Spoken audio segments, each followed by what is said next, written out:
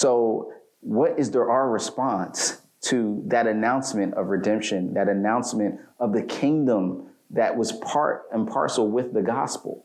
It's an aspect that salvation is coming. And salvation, another way to put that is deliverance from judgment and wrath from God, but also deliverance from the brokenness and the oppressive things that happen in this world. That's ultimately, it's an already but not yet fully realized reality.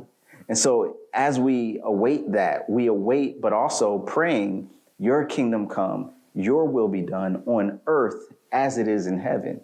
And that is a prayer that we're not just called to ask God pietistically up in the sky, but it's a prayer that we're also supposed to pray with our feet. We're also supposed to pray as we proclaim the gospel in every facet of humanity, not just with our lips, but as we demonstrate it with our lives. That is the fullness of what we're called to do, to bring about shalom, as much as we can. And in doing so, it actually reflects the glory of God and causes people to say, what must I do to be saved?